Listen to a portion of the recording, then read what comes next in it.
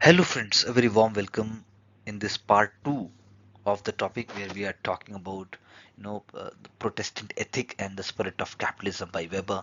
We have already discussed certain elements where we are seeing that how certain ethos and the spirit of capitalism is actually promoting certain kind of social behavior, economic growth. Because Weber analyzed relationship between Protestantism, because the ideas and ethos of Protestants, which are different from other religion and other sects, they are actually promoting the spirit of capitalism according to Weber. Spirit of capitalism, very important keyword. Spirit of capitalism, it is a normative system of interrelated ideas. It is a spirit, it is abstract. The normative system, or the system which is becoming so deeply embedded in the people who are following Protestant ethics, they are not very simple in nature. They are actually overlapping and overwhelming ideas which actually become their way of life. So goal, what is the goal? Goal is to have an attitude which seeks profit rationally and systematically. Very important. You must write in your answer.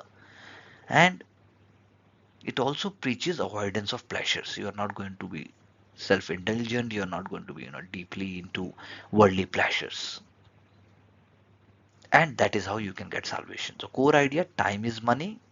We have already discussed with respect to Benjamin Franklin. Be industrious, be frugal, be punctual, be fair.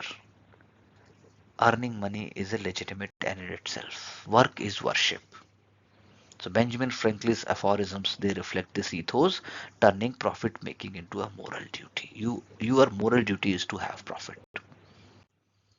So the discrimination and the distinction between the Western and the non-Western capitalism, that is what is to be seen, because Weber admitted adventurer capitalism existed in China, India, Babylon, classical world, and the Middle Ages. That means Asia, Middle East, and so forth. But uniqueness, or the unique spirit of capitalism, is only found in the Western capitalism because of this particular ethos. This particular ethos. So the modern capitalism, which is a secular entity combining norms, that means there must be systems, there mining values, that means there must be a whole set of ideas and principles to be followed. Market, which must be open, which must be appreciative, and which must be reciprocative, and there must be financial power, and there must be rule of law. In fact, Durkheim, we have studied sometime back in our previous lectures, capitalism is seen as a social fact. It is external and coercive in nature. You have to expand this. You have to bring the Durkheim's ideas into Weber and Weber's ideas into Durkheim as per demand of the question. So what Weber is saying, capitalism is today an immense cosmos into which the individual is one. Capitalism is so huge, so large, so overpowering. It forces the individual to conform to capitalist rules of action. Very easily, very simply, he's putting up. But when you see with respect to India, as per Weber, merchant capitalism, if it is existing in India, say in late medieval period, caste restrictions and the ritual obligations, they limited rational expansion. But that is how much it is true. We have to see from the Indian perspective, because our shrenis, our guilds, and we were also, uh, you know, a great power till the coming of the British as we became a colony.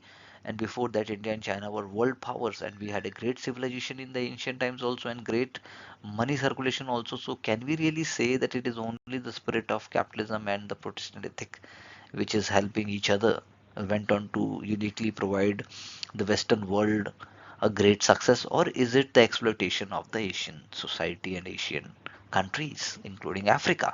That is what you have to bring in your answer.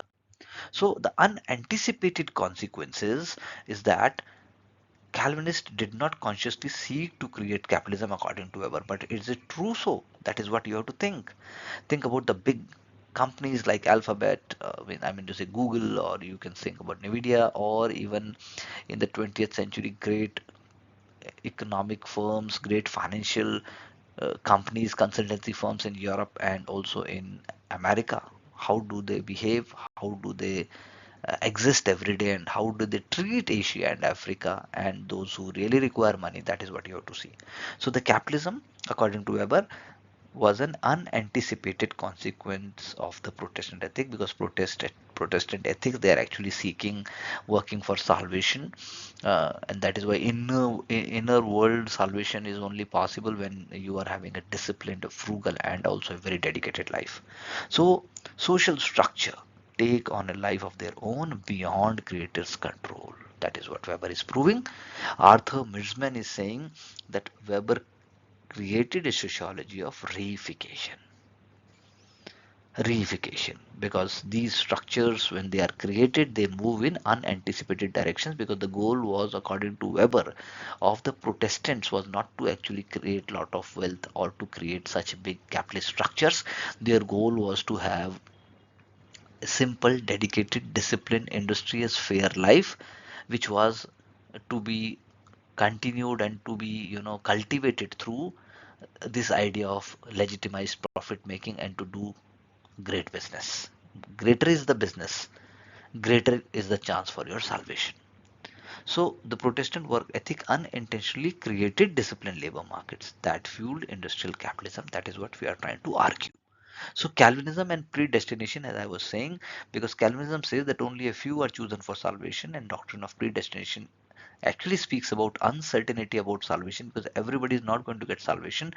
So sign of salvation is reflected in economic success. You are a great economic power, you are a great um, capitalist, that means greater is the chance for success. So Calvinists urge to work hard. If you work hard, then you become man of vocation. The God of Calvinism demanded of his believers not single good works, but a life of good works combined into unified system. So good work here is having great industries, and a unified system means capitalist system of the West. So the Calvinist merchants in the 17th century Netherlands, they saw business success as a proof of divine favor, as we have been arguing. So the ethical system of Calvinism, if we say, because it produced nascent capitalists, early capitalists. Calvinism has the highest ethical appreciation of the sober, middle class, and self made men, starting from very humble origins but reaching great heights. So, the religious valuation of restless, continuous, and systematic work in a worldly calling must have been the most powerful conceivable lever for the expansion of spirit of capitalism. You want to get salvation, and that is the only way. So Puritan communities in England, as I already said, they institutionalized disciplined labor and thrift. They are fueling capitalist expansion in the 20th century. Specific links of Calvinism to capitalism, when we say, because capitalists pursued economic interest as ethical duty. That is why they are not bothered about what the others are saying. Others are calling them brute, others are calling them insensitive, whatever they are calling, but it is their ethical duty. So sober, that means you are completely devoted to your work, and conscientious and unusually industrious workmen who clung to their work as a life purpose, life purpose. They believed it was the will of the God, and that is why we have to do it. So stratification also got legitimized, because unequal distribution was seen as a divine providence, and not because I am earning more, because I am more greedy, because I am more selfish, because I am more dominating and demanding. It is not like that. It is actually God has destined that I am working smart, I am working consistently, I am working in a regular way, I deserve success. That's how it was supposed to be seen. That's how it was justified. So early American Puritans, they rationalized inequality as God's will, and it reinforced capitalist hierarchy. It reinforced a kind of a discrimination. So Weber also had its own reservations, and if we critique in that sense, then he said that these capitalists are actually specialists without spirit, sensualist without heart. This nullity imagines that it has attained a level of civilization never before achieved. So he acknowledged the reciprocal impact of social and economic conditions on religion.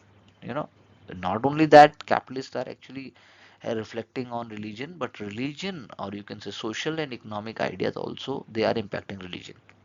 So the balance between spiritual interpretation and materialistic expansion must be there, according to Weber.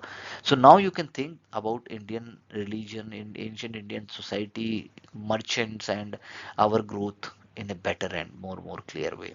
So sociological example, if we say the modern corporate bureaucracy, it exemplifies Weber's iron cage of rationalization, as we have discussed in details in our previous lectures. But Why there are barriers in other societies? That's what Weber was discussing. Why didn't capitalism arise elsewhere? Weber analyzed spiritual and material barriers in China and India. In China, emphasize on harmony and tradition by Confucian thoughts. It inhibited rational profit pursuit. In India, caste system restricted mobility and limited capitalist rationalization, but that is only Weber's idea. You can think of, we had a great wealth in temples, we have great wealth in people's hands, and we had a very great interrelationship with nature. So we can't really say that caste system was one factor which was limiting capitalist rationalization. Definitely the negative aspects or negative features of caste system, they were definitely impediments. So sociological example, if we say, despite trade networks, India's caste based occupation rigidity prevented capitalist ethos from emerging, can be only one factor. So that's how we can say that the idea and the understanding of Weber's thoughts and also the spirit of capitalism, that's what we have seen in the part 1 and part 2. It can help us to appreciate not only Weber's ideas better, but the present conditions also. See you in the next lecture. Thank you very much.